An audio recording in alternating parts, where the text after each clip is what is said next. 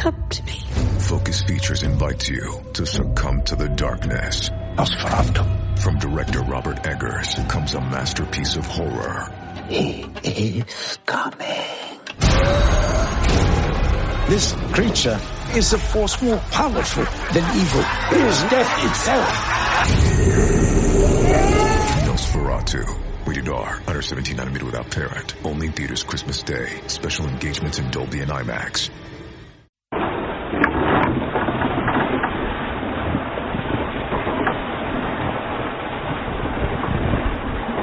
La brisa de norte nos va separando de la costa rumbo a Malacobia, a la altura de la imponente y escarpada fachada rocosa que sirve de soporte al faro de Peñas. A 60 metros de altura, acompañado por el planeo de las gaviotas mecidas por el viento de ladera, el faro del Cabo Peñas parece observarnos. De hecho, este es uno de los pocos faros de España que aún conserva farero. Y la intuición nos dice que allá arriba en su linterna, tras los cristales, José Luis nos observa. Para él somos uno más de los muchos barcos que navegan a diario frente al cabo. Y para el cabo no somos nada. Millones de años geológicos nos convierten en un parpadeo cósmico, un instante. A bordo del Nahua, sin embargo, nosotros, pobres mortales, nos afanamos en mantener el rumbo en medio de una mar tendida que hace barruntar mal tiempo. El faro del Cabo Peñas fue el primero construido en Asturias. Se encendió en 1852 junto a la Torre de Vigía, antiguaya pétrea que acabaría rindiéndose a las innovaciones técnicas. Una lámpara de aceite primero, sustituida por otra de incandescencia de petróleo en 1913, consiguieron que la luz rasgara la oscuridad marina penetrando 23 millas mar adentro. Pero el tráfico marítimo en aumento, junto al mal estado del edificio y la maquinaria, obligó a la construcción de una señal más potente. En 1929 se inauguraría una torre 10 metros más alta con mayor alcance. 35 millas de nominal nocturno. Los 3 destellos del faro, electrificados en 1946, llegan hoy hasta aquellos marinos que en el puente todavía levanten la vista del GPS. Mirar al faro nos evoca tiempos remotos en los que fumadas y fogueras anunciaban señales para ilusión y desvelo de quienes habitaban la costa siempre mirando al mar, principio y final de vidas consagradas a su capricho. Naufragios, ataques piratas, de bárbaros e infieles, pero también abundancia y el respeto ganado entre iguales cuando se sabía mejor que nadie interpretar sus señales. La mar sigue como antaño, unas veces arañando con furia los bajos de Cabo Peñas cuando azota el temporal, y otras acariciando delicadamente el lecho rocoso en días de bonanza. Rumbo al ocaso la linterna se despereza, aunque todavía hay claridad y las ráfagas de luz apenas se vislumbran. Es la cúpula plateada la que refleja los últimos rayos de sol que acompañan nuestra despedida. Una virada, después otra y otra, y la proa del Nahua penetra una noche sin luna, ahora sí, iluminada por los destellos del faro que todavía nos alcanzan. A bordo se hace el silencio. Puede ser una noche larga y el parte meteorológico no anima. Cada miembro de la tripulación se pierde en sus pensamientos. Las dudas nos asaltan y los recuerdos de todo lo que hemos dejado en tierra se agolpan. Siempre pasa igual y una vez más ocurrirá lo mismo. Cielo y mar se conjurarán para recordarnos que a partir de este mismo instante les pertenecemos. Obedientes, nos entregamos a sus deseos y caprichos con el único afán de salvar el pellejo y arribar a Malacobia en los próximos días, sin novedad.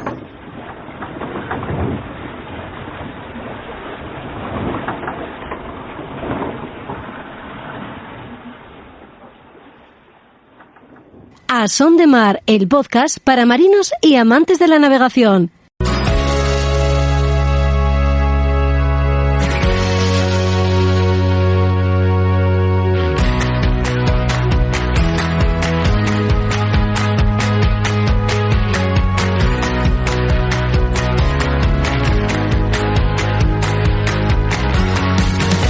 ¿Qué tal, amigos? ¿Cómo estáis? Bienvenidos a bordo del segundo podcast de A Son de Mar. Durante los próximos minutos tendremos el placer de hablar con José Luis García, torrero de faros, uno de los pocos fareros que quedan en España y que este año se jubila, dejando huérfano para siempre el faro de Cabo Peñas, donde presta servicio desde hace más de 30 años. Más de 3 décadas mirando al Cantábrico, a veces entre desvelo y desvelo para que todo funcione correctamente y la señal llegue a los barcos para mayor tranquilidad de capitanes, patrones y tripulación. Este podcast será nuestro pequeño homenaje a José Luis por tantos años de trabajo al servicio de los demás.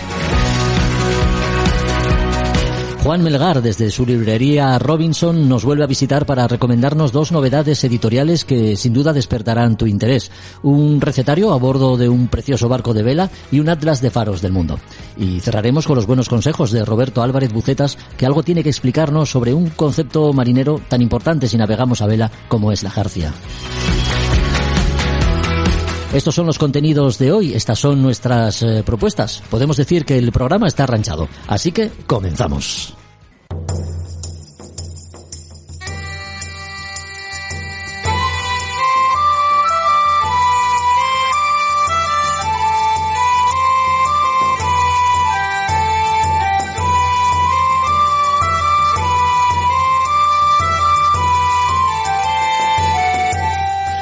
Desde la antigüedad, cuando la noche sin luna cegaba el rumbo a los navegantes, y aunque las estrellas empezasen a ser las aliadas de la orientación nocturna, las señales que desde tierra llegaban siempre fueron motivo de alivio y esperanza. Los faros y sus destellos nunca estuvieron de más porque todavía anuncian a día de hoy el reencuentro con la familia o la proximidad de un puerto de abrigo cuando ruge el temporal. Pasa el tiempo y los faros no se libran, como ninguno de nosotros, del influjo de las nuevas tecnologías y el embrujo que causan, obsesionados como estamos por la comodidad y la eficacia. José Luis, gracias por atender nuestra llamada. Bienvenido a bordo. Hola, ¿qué tal? Hola. José Luis García es el último farero que dará calor humano al faro de Cabo Peñas, en Asturias. Ubicado en el extremo más septentrional del Principado, el faro de Peñas siempre ha formado parte de la vida de José Luis, porque naciste en Bañugues hace 64 años, ¿no? Sí, soy natural de Bañugues y además de familia de marineros de muchos años. Tu infancia y buena parte de la juventud la pasaste junto al faro, pero ¿no sería ya con un pie en la adultez, aunque joven todavía, cuando descubriste que tú y los faros estabais llamados a compartir toda una vida laboral? Sí, bueno, pasas la adolescencia buscando un poco tu sitio en el mundo. Y yo lo encontré, pues una noche viendo luces que se encendían y se apagaban, y eran otra cosa que las luces de los faros. Uh-huh. ¿Y dónde empiezas, José Luis? ¿Cuál es tu primer destino?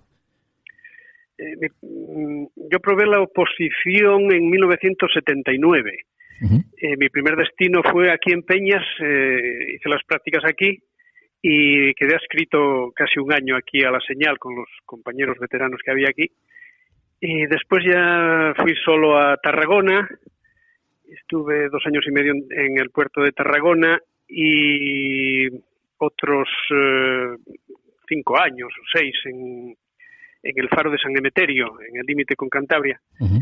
Y después ya vine aquí en el 87. Volviste a casa, se puede decir, porque volver a Peñas era como volver a casa, ¿no? Sí, era un poco cerrar el círculo con lo que tenía uno ideado en la cabeza. Sí. Y bueno, salió la cosa aceptablemente. ¿Farero o torrero? ¿Qué es lo que te define mejor o con lo que más cómodo te encuentras? Entre nosotros decimos farero, sin más, pero el nombre tradicional de la profesión era el de torrero de faros. Uh-huh. Era el nombre original de mediados del siglo XIX. Uh-huh. José Luis, ¿cómo es una jornada de trabajo en un día normal? ¿A qué hora te levantas? ¿Cómo estructuras tu jornada laboral? Y bueno, ¿qué trabajo desempeñas a lo largo del día? Una cosa es el día normal, digamos que no pasa nada. Claro, por eso hacemos hincapié en eso, sí. Claro, y otra cosa es el día normal donde tienes que intervenir por las noches y atender pues que hay cortes de corriente, que hay averías y tal. Bueno, sí. En realidad siempre vivimos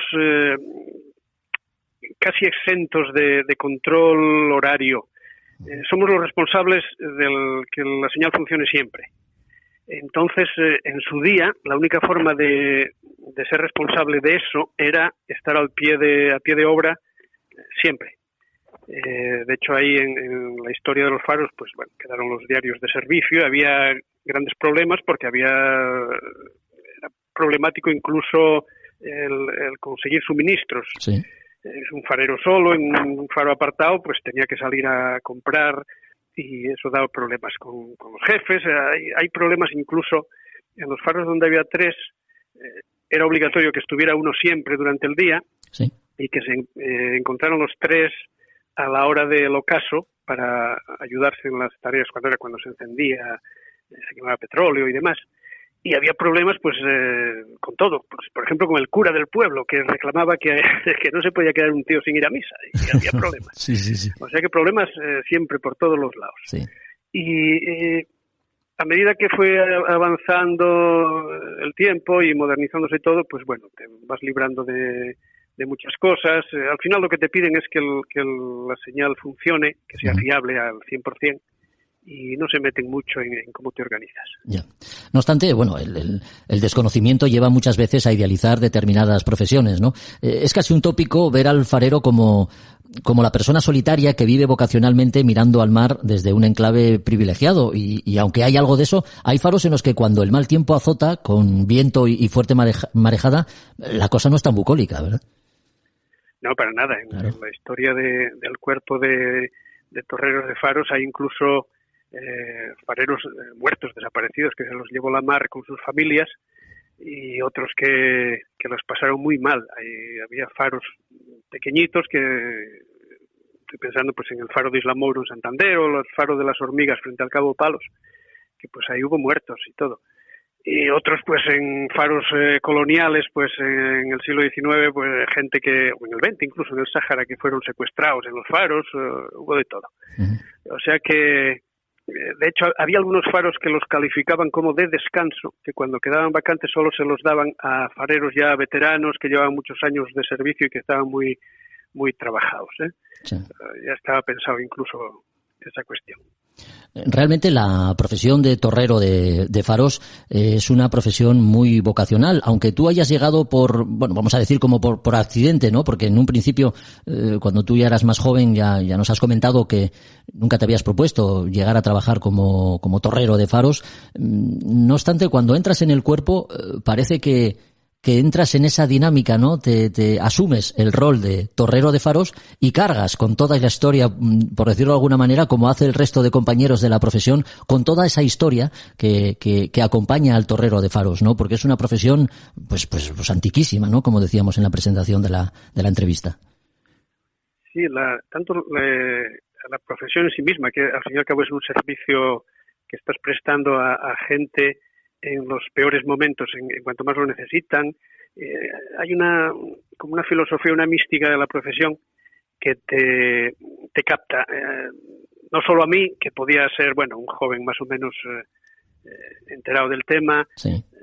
Aquí he tenido compañeros del interior, de Madrid, de Extremadura, de muchos sitios, que llegaron pues porque vieron algo en el boletín que se podían presentar porque tenían los estudios necesarios, y yo creo que prácticamente todos sí que sucumbieron a esa llamada de la profesión. No sé de ninguno que se haya marchado hablando mal o despreciando el trabajo o la labor que hacían, ¿no?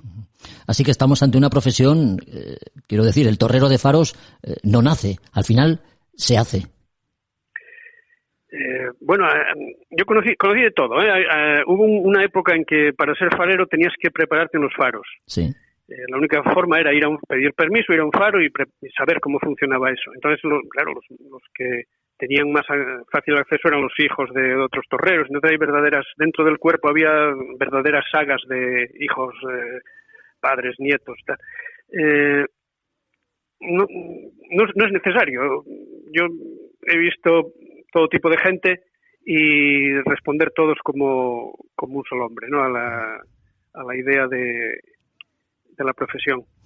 ¿Dónde has vivido tus situaciones, digamos, más angustiosas, José Luis, de los faros que has visitado? Bueno, en el de Peñas imagino que es donde más tiempo llevas y donde, lógicamente, pues has visto más temporales.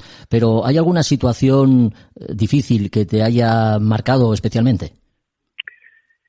Situación difícil, en principio, con las que tienes que pelear son con las que te afectan a ti, que se te cae el servicio, que hay avería, que no funcionan los aparatos, entonces que tienes que pues desde pasarte la noche empujando la óptica para que gire, que ya me tiene pasado, sí, a tenerte preparados sistemas de enchufes y cableados para puentear equipos que que no funcionen, porque ahora, claro, es todo muy bonito, todo aparatos, todo ordenadores, pero eso es cuando dicen que no funcionan sí. Ellos y dejan funcionar nada. Sí, sí. Entonces hay que saber tener otro plan alternativo.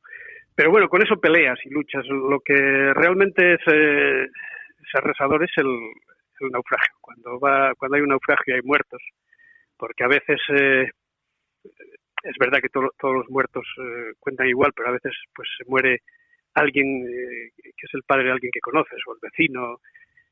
Otras veces pues es gente joven que está empezando.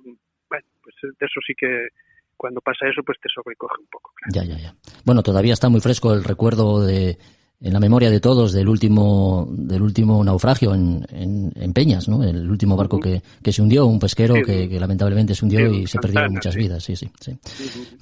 El vínculo que te une, en este caso al Faro de Peñas, va mucho más allá de una simple relación laboral. En él vives con tu familia y en él habrás pasado por cientos de situaciones, como decimos, agradables, muchas de ellas, pero también desagradables. Un farero corre el riesgo de presenciar naufragios, como estamos comentando, pero últimamente y sobre todo en el entorno de Peñas, también ver cómo todo ese entorno se ha ido transformando y ahora en determinadas épocas del año se convierte incluso en un atractivo turístico, ¿no? Es un atractivo turístico total, con acceso totalmente libre y masificado, claro, sí.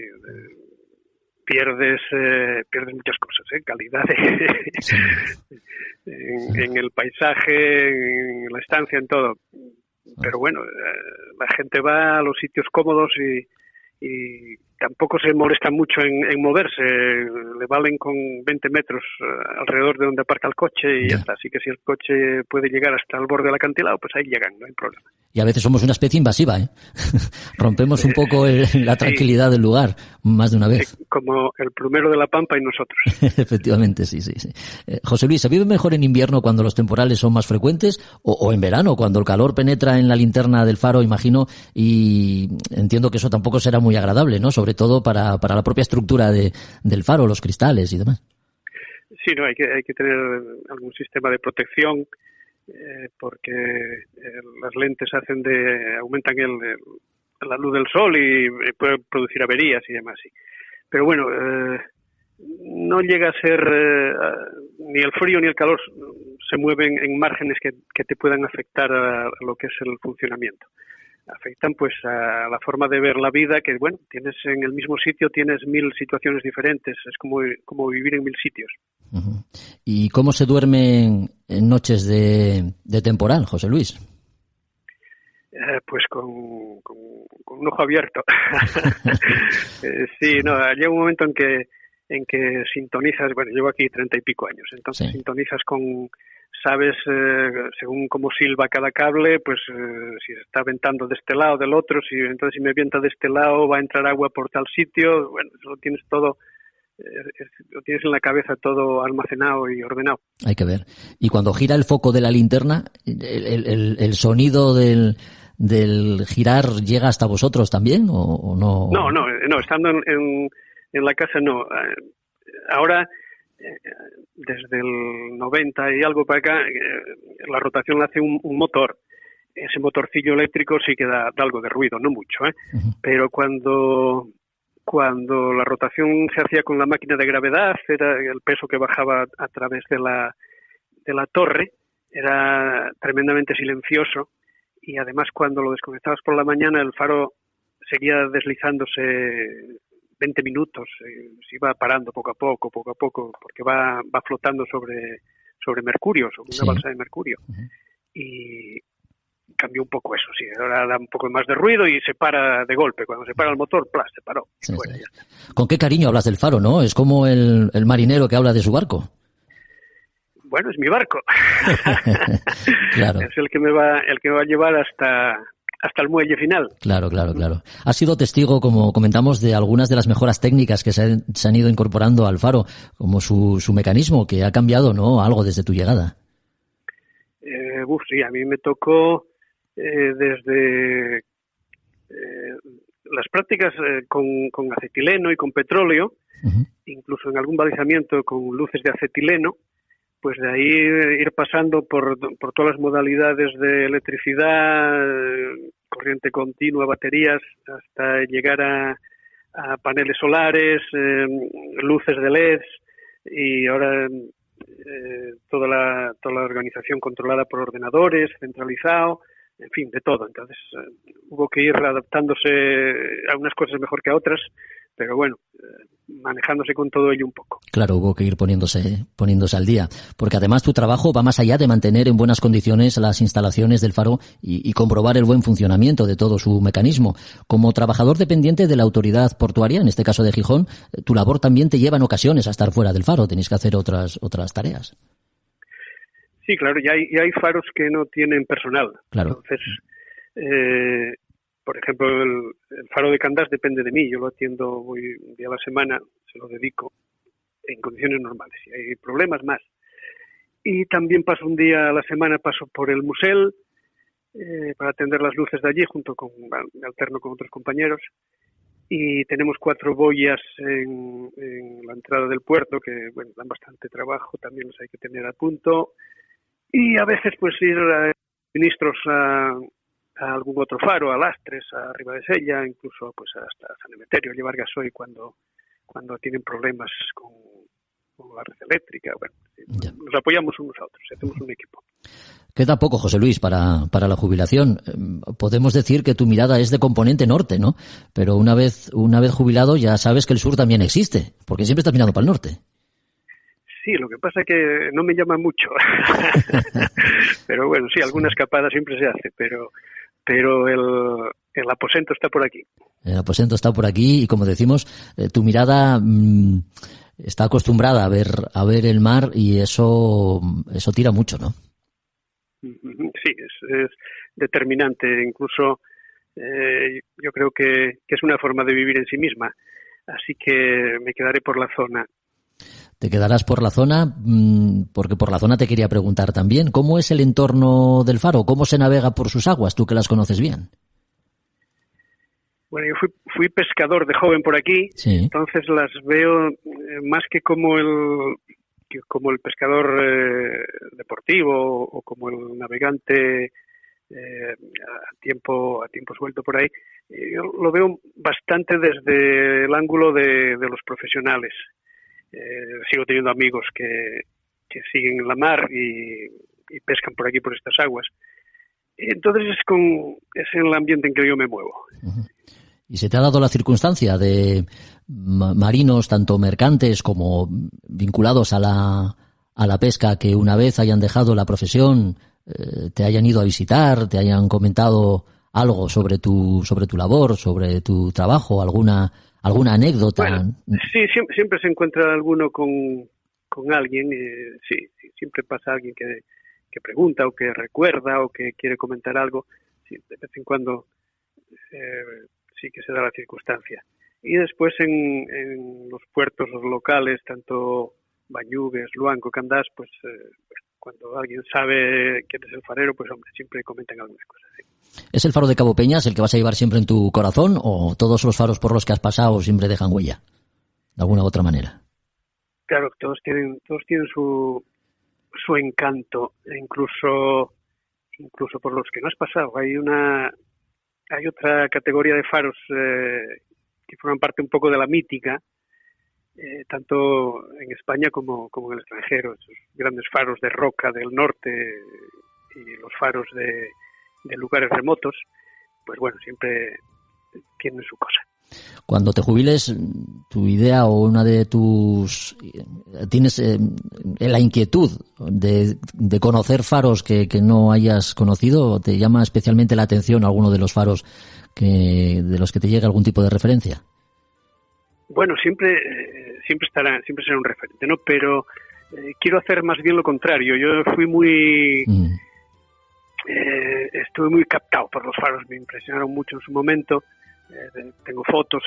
Antes del internet, pues sí que era coleccionista de todo lo que pescara por ahí de faros, pero llegó un momento en que llegué a la conclusión de que que era más sano apartarse, no incidir mucho en ello. Conocí compañeros y familiares de compañeros que sí que estaban bastante afectados por qué va a ser de nosotros y ¿qué va a ser de mí salir de aquí, que fue mi casa, mi vida y tal?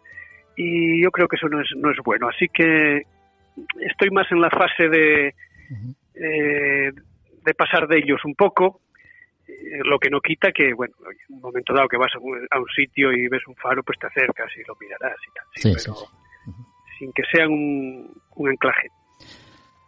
Yo tengo un amigo que se dedica pues a los trabajos submarinos, trabajos industriales, y me decía en una ocasión que cuando él se jubilara cogería un remo y lo pondría al hombro y se pondría a caminar por la meseta, y en el pueblo donde en el pueblo donde le dijesen, oye, ¿dónde vas con esa pala de panadero? Dice él, ahí me quedaré a vivir. No será tu caso seguramente, porque ya me parece un poco radical, pero te deseamos lo mejor, José Luis, te deseamos lo mejor. Bueno, muchas gracias por habernos acompañado en este espacio, y nada, tienes esta casa abierta para ti. Cuando quieras comentar cualquier cosa, contarnos cualquier cosa, aquí estaremos encantados de recibirte, ¿de acuerdo? Muy bien, muy amable. Muchas gracias, un abrazo. Vale, adiós.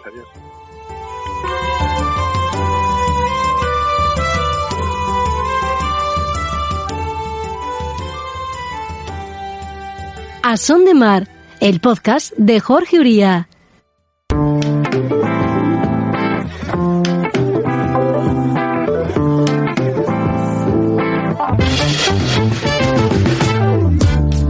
Dejamos la cubierta del Nagua para bajar a la Camareta y encontrarnos con Juan Melgar, propietario de la librería Robinson, que vuelve a visitarnos con 2 libros bajo el brazo. 2 libros sugerentes, diría yo. Uno de ellos hará sin duda las delicias de los aficionados a la gastronomía, mientras el otro será un deleite para quienes, como a mí, nos gusta contemplar faros. El libro de cocina del Marinán y breve atlas de los faros del fin del mundo son las propuestas que ponemos aquí sobre la mesa, y es lo que vamos a tratar en los próximos minutos con Juan, a quien le damos la bienvenida a bordo, y por supuesto las gracias de nuevo por tu visita. Juan, ¿qué tal? Hola Jorge, y un saludo a todo el mundo que nos está escuchando. Antes de entrar en materia, Juan, déjame que te haga una pregunta que me viene rondando la cabeza desde que hablamos en el último podcast. ¿Cómo una librería náutica en Madrid puede convertirse en la referencia del género en toda España y en muchos países de habla hispana? Porque recordemos que Robinson no está, pues no sé, en una ciudad con puerto como pueda ser Cartagena, Alicante, Santander o el mismo Gijón. Sí, mucha gente se pregunta, y porque tiende un poco a asociar instintivamente, pues oye, una cosa relacionada con lo náutico tiene que estar al borde del mar, cuando no necesariamente es así. Es decir, al final la capital marítima de España es Madrid. Las sedes de los organismos oficiales, pues el cuartel general de la Armada, la Dirección General de la Marina Mercante, Salvamento Marítimo, etcétera, las sedes de navieras, eso está todo en Madrid. Yo creo que seguramente a lo mejor Madrid es el sitio con más marinos de España. Sí, y luego, al final el negocio, a pesar de que la librería tenga un lugar físico y mucha gente viene a la librería, también se basa mucho en enviar libros, o sea, es enviar cosas a todas partes. Realmente desde donde mejor se hace eso es desde Madrid, porque hay mucha gente que no en muchísimas partes hay otros sitios donde se pueden encontrar libros náuticos, pero en muchísimas partes de España no hay nada de nada, y todos esos aficionados al final les vendemos ahora mismo por internet, o antes de que hubiera internet también se les mandaban cosas pues por catálogo o por como fuera. Bueno, pues hablemos, si te parece, ya de los libros que hoy nos recomiendas. Uno de ellos, ya decíamos, libro de cocina del Narinán. El Narinán es un precioso velero a bordo del cual, bueno, pues además de navegar se cocina. Y se hace también que incluso los platos que en él se elaboran han merecido la publicación de un libro de recetas, Efectivamente, sí. El Narinán es un barco que conozco porque lo he visto yo navegando mucho sobre todo por aguas de Baleares en verano. Se dedica su patrón y el armador, Kenneth Perdigón, se dedica al charter. Entonces, bueno, es un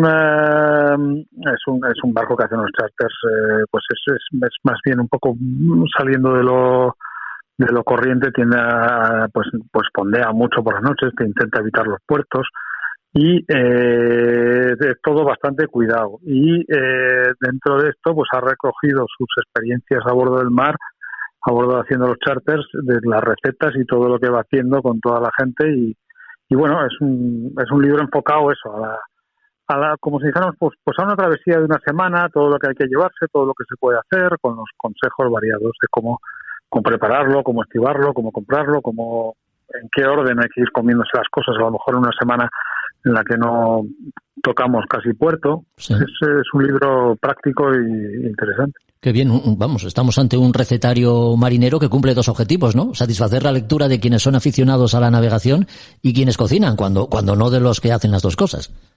Efectivamente, sí, sirve para ambos. Y es la verdad es que es un libro con color, con fotografía y con una edición muy, muy cuidada y fenomenalmente hecho, la verdad. Hay que dar la enhorabuena en este caso ha sido autor-editor, porque le ha quedado un libro redondo. Y las recetas, la verdad, que son muy apetecibles. A los que somos dragones, desde luego, enseguida nos quedamos absortos ahí leyendo.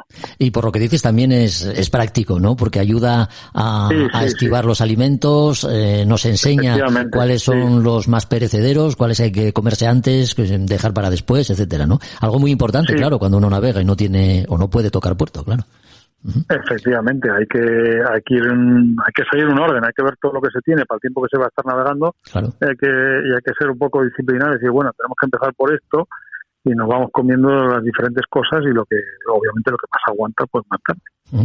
Antes hemos hablado con José Luis, el último farero de Cabo Peñas, y hoy nos has traído muy oportunamente un libro de faros que se titula Breve Atlas de los faros del fin del mundo. Ese es el título de un compendio, digamos, de relatos pues que están basados en hechos reales, pero que mezcla misterio, terror y hasta historias surrealistas. Háblanos un poco de este libro que además es novedad.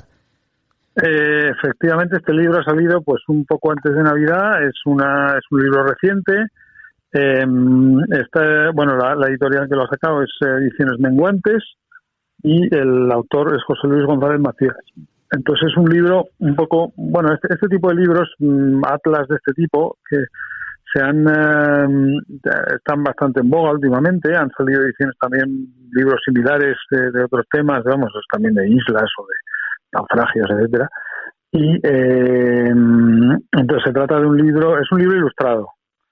¿Vale? Es un libro ilustrado con la verdad es que está fantástica, las ilustraciones son perfectas. Sí. Y tiene una serie nos traslada a una serie de faros, 34 en este caso, a través por todo el mundo y siempre por sitios bastante, algunos están en Europa, están en sitios más, entre comillas, normales y otros en zonas realmente aisladas. Y nos enseña una ilustración del faro, unos datos del faro, de la historia del faro, y nos cuenta, porque siempre alrededor de estos faros hay una historia, porque son siempre pues muchas veces faros construidos a mediados del 19 o que tienen ya pues la mayoría más de un siglo de antigüedad. Sí. Y siempre han pasado cosas, claro, siempre esas vidas aisladas de los fareros y sus familias o en esas islas o lo que fuera, las guerras, los naufragios, dan pie a todo tipo de historias y sucedidos que la verdad que son bastante interesantes. Así que es un libro que para quienes nos gustan los faros nos alimentan, ¿no? Esa visión que tenemos entre romántica y a veces incluso misteriosa, ¿no? De esas torres de luz que siempre hay al borde de un acantilado, claro. Efectivamente, al que le gustan los faros, que no lo dude. Es un indispensable en esa parte de su biblioteca, lo tiene que tener. Breve Atlas de los faros del fin del mundo, ya nos lo has comentado. También podemos decir que es algo más que un libro, porque sus ilustraciones, que nos has mencionado, lo convierten además en una pequeña obra de arte, ¿no? Son fantásticas. Es una pequeña obra de arte, efectivamente. Está fenomenalmente editado. De hecho, la primera tirada que hicieron se acabó bastante rápido y ahora ya han vuelto a sacar la segunda porque es un libro que está teniendo una acogida estupenda con el público, la verdad, y bien merecida esa acogida. Bueno, Juan, pues vamos a dejarlo aquí, emplazándote a nuestro próximo podcast. Será muy pronto todavía para hablar o para que nos hagas un adelanto de los próximos libros que nos vas a recomendar, pero estamos a la espera, ¿de acuerdo? Así que aquí te esperamos a bordo del Nahua. Hasta la próxima. Adiós, Jorge, y hasta la próxima. Encantado de haber estado con vosotros. Muchas gracias. Gracias, un saludo, adiós.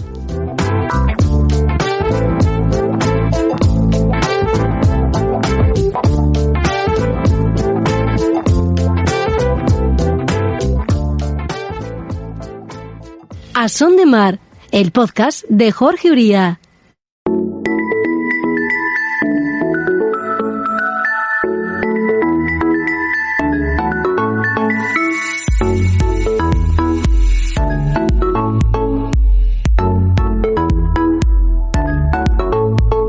Menudo trajín, dejamos la camareta y subimos a cubierta para tener a la vista todo aquello de lo que vamos a hablar en los próximos minutos con Roberto. La jarcia es el término que hemos elegido para que Roberto Álvarez Bucetas desglose todo ese conjunto de elementos que abarca esta palabreja que la RAI define como, bueno, el conjunto de cabos y cables que forman parte del aparejo de un buque de vela, pero que sabemos que es mucho más que eso. ¿Qué tal, Roberto? ¿Cómo estás? Bienvenido un día más. Hola, ¿qué tal, Jorge? Buenos días. Recordemos que Roberto Álvarez Bucetas es profesor en la Escuela Superior de Marina Civil de la Universidad de Oviedo y coordinador de su equipo de regatas, el Isastur, Universidad de Oviedo. Hablamos de la jarcia, Roberto. Hay una jarcia firme y otra que llamamos de labor. Empecemos, si te parece, por la firme. ¿A qué llamamos jarcia firme y qué diferencias presenta, por ejemplo, en un barco de vela ligera y otro de crucero? Porque eso es algo que hay que tener muy en cuenta. Sí, se conocen, ahí existen dos tipos de jarcias, ¿no? Las definías tú como jarcia firme, que es el conjunto de esos cabos, cables, aparejos que nos permiten mantener en su posición la arboladura de un barco, ¿no? Eso ya por una definición que puede ser de jarcia firme. Firme porque no se mueve, entonces hablamos de firme. Uh-huh. Frente a lo que es jarcia de labor, que es el conjunto de cabos y aparejos utilizados más que nada pues para orientar las velas y darle una forma a esas velas, ¿no? Jarcia de labor, porque se laborea con ella, ¿no? Porque se mueve, porque es móvil. Uh-huh. Hablamos de jarcia de labor. Si nos centramos en la primera, en la jarcia firme, pues bueno, pues prácticamente los elementos básicos podemos decir que son los mismos para un barco de crucero que de un barco de vela ligera, salvando un poco las distancias y salvando un poco lo que son los tamaños, ¿no? En primer lugar, dentro de la jarcia firme podemos hablar del control o estabilidad transversal del mástil, del palo, y eso se consigue con una serie de cables, normalmente cables, aunque en la actualidad en los barcos ya de crucero, de regata, ya los cables han sido sustituidos ya por materiales de cabos de fibras sintéticas como PVO, Dinema, carbono incluso. Hablas del carbono que tiene un 70% menos de peso que un cable de una varilla, de un cable de un mástil de un barco convencional, ¿no? Y la resistencia muchísimo mayor, ¿no? Claro. Y una mayor elasticidad quizá también, ¿no? Ganamos en todos los aspectos. Sí, juegas un poco con la elasticidad, se busca en la jarcia firme que sea lo más rígido posible, que no tenga nada de elasticidad y que sea lo más ligero posible. Entonces, bueno, los cables de acero ya han sido sustituidos por incluso el PVO, fue el primero que se empezó a utilizar, una fibra sintética que se empezó a utilizar en el año 97 aproximadamente. Posteriormente se sustituyó por el Dinema, que también se utiliza en los elementos de jarcia de labor, por las propiedades que tiene, fundamentalmente su resistencia y peso, que es lo que estamos buscando, y bueno, y que no tenga nada de elasticidad, como estabas comentando, ¿no? Uh-huh. Que se utilizó a principios de los años, bueno, pues después, en los 2000, principio del siglo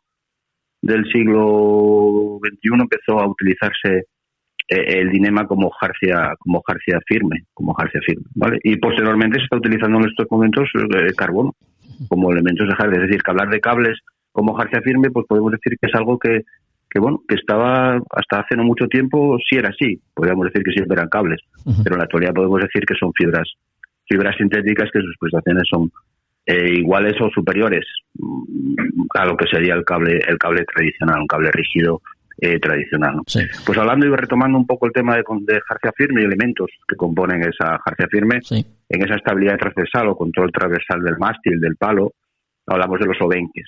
Obenque sería un cable o un cabo, como estábamos diciendo, que sujeta transversalmente lo que sería el mástil. Podemos tener obenques altos que estarían hasta la perilla del palo, o incluso obenques intermedios o obenques bajos, ¿vale? Todo ese control transversal lo hacemos con una figura de cables que se denominan obenques, en términos generales. Uh-huh. Después tenemos que hablar un poco del control longitudinal. Ese palo tengo que evitar que se desplace o caiga hacia proa o caiga hacia popa, y lo hacemos con otros cables, y seguimos con la expresión cables, aunque ya vemos que pueden ser otro material, que serían los stays. Tenemos un stay de proa, que sería el cable que iría desde la perilla del mástil hasta la proa del barco, y hacia popa tenemos el backstay o stay de popa, ¿vale? Con eso tenemos el control tanto longitudinal como transversal de ese mástil. Podemos definir que son los elementos que componen lo que es jarcia firme. Dentro de los aparejos, que hemos dicho, yo estoy diciendo que ese cable nace o sale desde la perilla del palo, muchas veces no es así. Podemos hablar de 3 tipos de aparejos básicos en un barco, por ejemplo, de crucero. Aquel aparejo a tope de palo significa que sale desde la parte superior del palo y tiene jarcia paralela. La jarcia, estamos hablando de las crucetas. Las crucetas son otro elemento, unos perfiles dispuestos sobre el palo, perpendiculares al palo, y que lo que se consigue con ellos es darle una mayor rigidez a ese palo y que la salida del cable en la parte superior, si es un palo muy alto, ese cable a la cubierta llegaría con una manga muy estrecha, pues nacería con un ángulo muy pequeño en la perilla del palo. Pues hay que ese ángulo tiene que ser superior a 13 grados. Pues conseguimos que esa abertura del cable en la parte superior del mástil sea superior a 13 grados y le damos esa rigidez, esa resistencia, y más que resistencia, que pueda sustentar ese mástil, esos cables de acero. Eso se consigue con las crucetas. Pues hablamos decíamos, aparejo a tope de palo con jarcia paralela.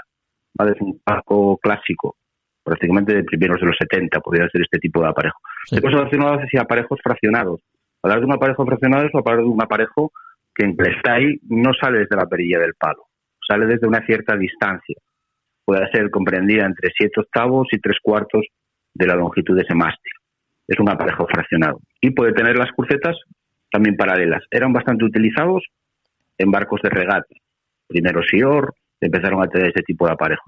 Necesitan burdas, porque si las crucetas son paralelas, si nos falta el cable de popa, el que está ahí, ese palo podría precipitar hacia proa. Necesitamos algún otro aparejo que le echara el palo hacia popa. Eso eran unas burdas que son de un aparejo y con ser burdas que sustenten ese palo. Son burdas más que de trimado, muchas veces son burdas de jarcia firme.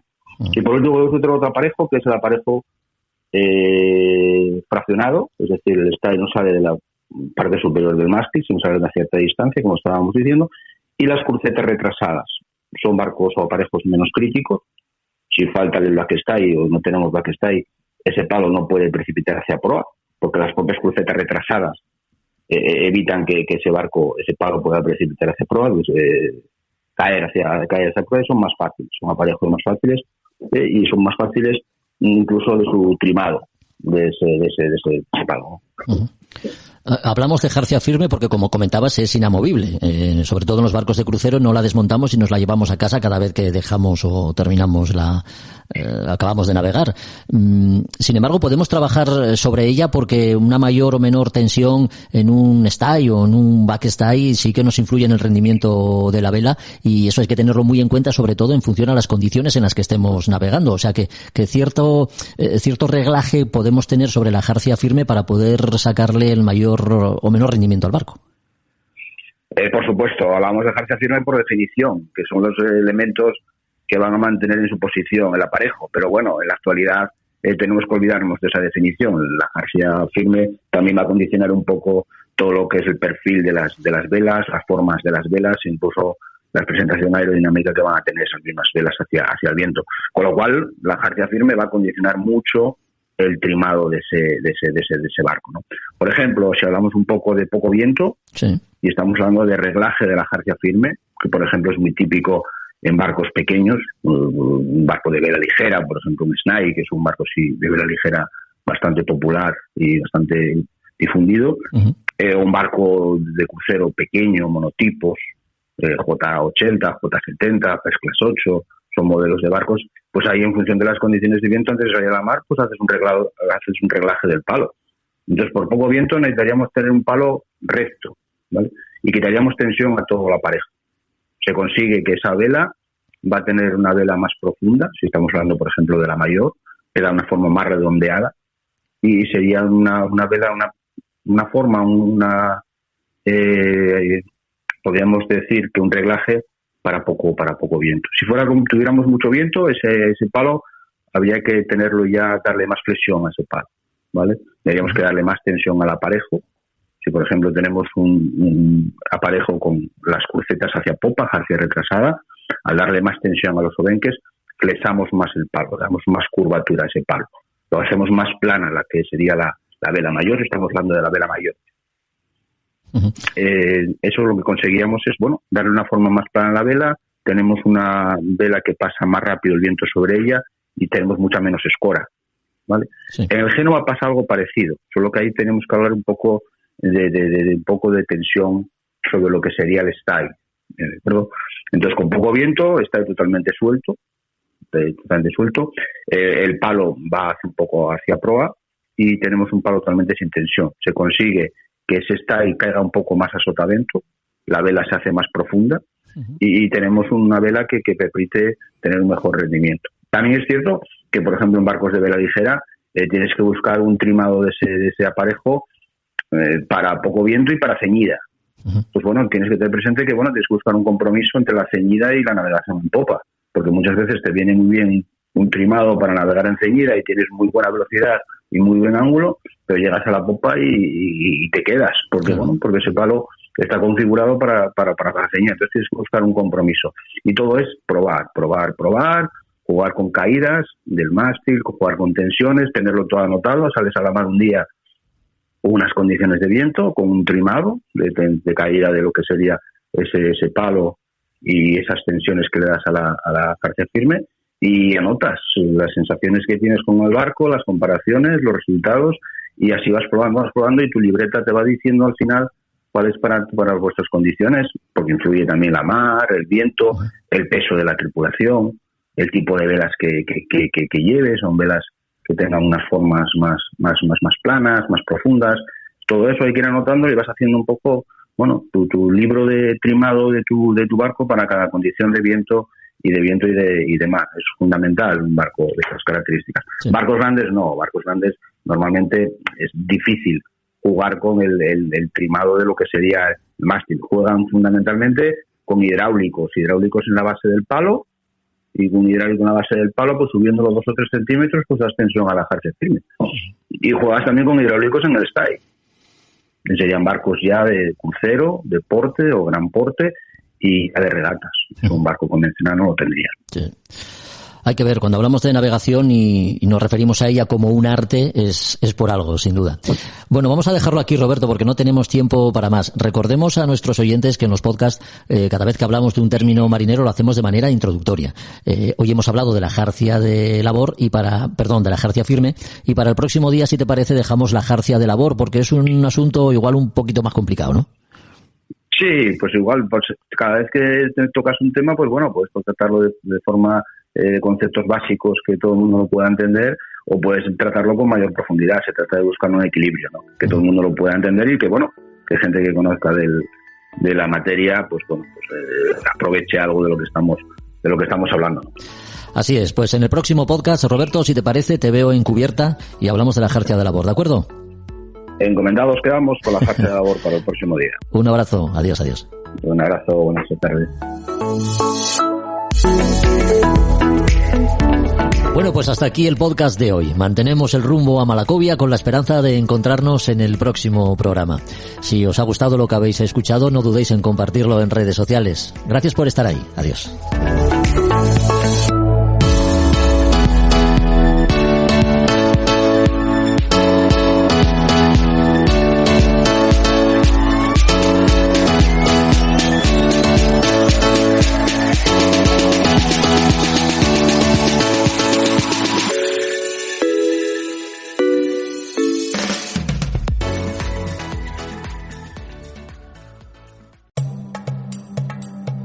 Desde el sur global nos mudamos al norte para buscar una vida mejor.